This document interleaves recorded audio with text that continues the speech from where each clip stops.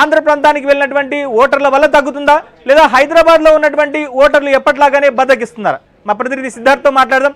సిద్ధార్థ్, అసలేంటి ఇప్పటి వరకు హైదరాబాద్లో ఈ 4 లోక్సభ సెగ్మెంట్లో కనుక చూస్తే 35% నుంచి కూడా పోలింగ్ నమోదు కాలేదు. ఇక హైదరాబాద్ అంటే ఎక్కువ కాదు, ఒక పార్టీకి కంచుకోటగా ఉంటుంది. ఎప్పుడు కూడా అది కేవలం ఒక 30-35% నుంచి మాత్రమే నమోదవుతుంది.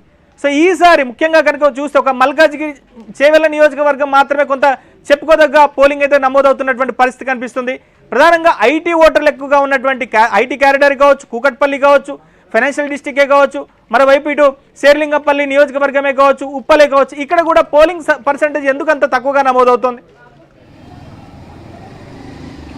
Thank you Naveen. హైదరాబాద్లో ముఖ్యంగా అర్బన్ ప్రాంతంలో ఓటింగ్ శాతాన్ని పెంచడానికి అధికారులు అన్ని రకాల ఏర్పాట్లు చేసుకున్నారు. గతంలో సెలబ్రిటీలు వివిధ పార్టీలకు ప్రచారం చేశారు. కానీ ఈసారి మాత్రం సెలబ్రిటీలు ఏ పార్టీకి ప్రచారం చేయకుండా ముందు ఓటు వేయడానికి బయటకు రండి, ఓటును ఒక రెస్పాన్సిబుల్గా తీసుకోండి అని ఎన్నికల అధికారులు వాళ్ళను రిక్వెస్ట్ చేసినటువంటి నేపథ్యంలో వీళ్ళంతా ప్రచారం చేశారు. కానీ అయినా అర్బన్ ప్రాంతంలో ఇప్పటికీ 12% మాత్రమే ఓటింగ్ నమోదైందని ఎన్నికలకు సంబంధించినటువంటి అధికారులు చెప్తున్నారు. చాలా రీజన్స్, ముఖ్యంగా హైదరాబాద్లోని అర్బన్ ప్రాంతానికి సంబంధించినటువంటి వాళ్ళు ముఖ్యంగా ఆంధ్ర ప్రాంతానికి వెళ్ళినారు. ఈసారి చాలామంది ఆంధ్రాకు వెళ్ళినటువంటి సెన్సెక్స్ ఉన్నాయి. ఇది ఒక కారణమైతే ఎండ తీవ్రత ఎక్కువగా ఉన్నటువంటి నేపథ్యంలోనే ఓటర్లు రావడం లేదు. సాయంత్రం వరకు ఓటర్లు ఖచ్చితంగా వస్తారని ఇక్కడ ఉన్నటువంటి పోలింగ్ ఏజెంట్లు కానీ పోలింగ్ అధికారులు చెప్తా ఉన్నారు. ఉదయం పోలింగ్ స్టార్ట్ అయినటువంటి సమయంలో చాలామంది క్రౌడ్ ఎక్కువగా వచ్చింది. దాని తర్వాత ఎండ మొదలైన తర్వాత ఓటర్లు ఎవరు రావట్లేదు. కానీ సాయంత్రం వాతావరణం కొద్దిగా చల్లగా అయిన తర్వాత ఖచ్చితంగా ఓటర్లు వస్తారని ఇక్కడ ఉన్నటువంటి పోలింగ్ ఏజెంట్లు కానీ పోలింగ్ అధికారులు కానీ చెప్తా ఉన్నారు. ఇక అర్బన్ ప్రాంతానికి సంబంధించి ఎప్పటి నుంచో హైదరాబాద్లో ఒక వెల్ డిగ్నిఫైడ్ ఎడ్యుకేటెడ్ పర్సన్స్ ఉంటారు. కానీ ఓటింగ్ శాతం మాత్రం చాలా తక్కువగా ఉంటుంది. దీన్ని పెంచడానికి అధికారులు కానీ ఇటు రాజకీయ పార్టీలు కానీ చాలా ప్రయత్నాలు చేస్తున్నారు. కానీ ఎప్పుడు 50% మించి పోలింగు నమోదు కానటువంటి పరిస్థితి ఉంది. దీనికి ఇటు యువత సరిగా రావట్లేదు, లేదంటే పార్టీలు ఎంత ప్రయత్నాలు చేసినా పార్టీకి సంబంధించినటువంటి కార్యకర్తలు కానీ వాళ్ళు ఓటర్లను మొబిలైజ్ చేయడంలో విఫలమవుతున్నారు అనే ఒక చర్చ నడుస్తుంది. దాంతోపాటు ఇటు లాంగ్ వీకెండ్ కావడంతో వీళ్ళు ఓటు వేయడానికి అంటే వేయడానికి హాలిడే ఇస్తే వీళ్ళు మాత్రం ఓటర్లు మాత్రం వీళ్ళు వాళ్ళ వెకేషన్కి ఇస్తున్నటువంటి హాలిడేగా దాన్ని ట్రీట్ చేసినటువంటి టెండెన్సీ కూడా ఉందని సోషల్ మీడియాలో ఎక్కువగా ప్రచారం జరుగుతుంది. సో మొత్తానికైతే ఎప్పుడు అర్బన్లో 50% మించి ఓటింగ్ జరగలేదు. ఈసారి 50% కంటే తక్కువగానే నమోదయ్యే అవకాశం ఉంది. దానికి ప్రధాన కారణం ఏంటంటే, సరే ఏం చెప్తారు ఓటింగ్ శాతంకి సంబంధించి అర్బన్లో?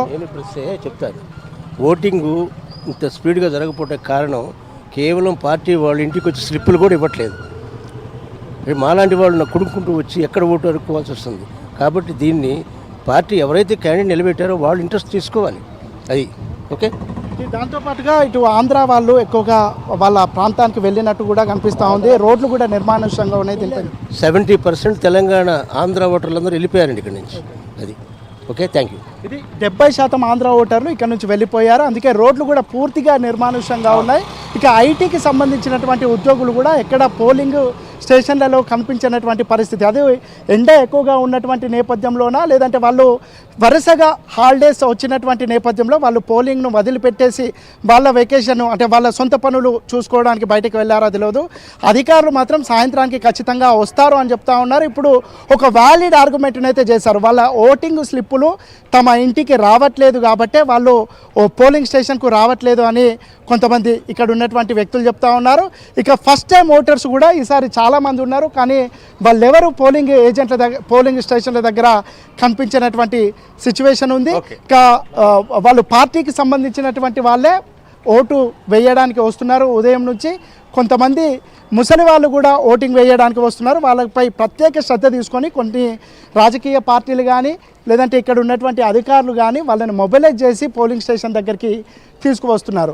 ఇక అర్బన్ ప్రాంతంలోనైతే ఓటింగ్ ఇప్పటి వరకు 12% కూడా నమోదు కాలేదని అధికారులు చెప్తున్నటువంటి సిచ్యువేషన్ ఉంది. సో మొత్తం మీద ఇది హైదరాబాద్లో ముఖ్యంగా హైదరాబాద్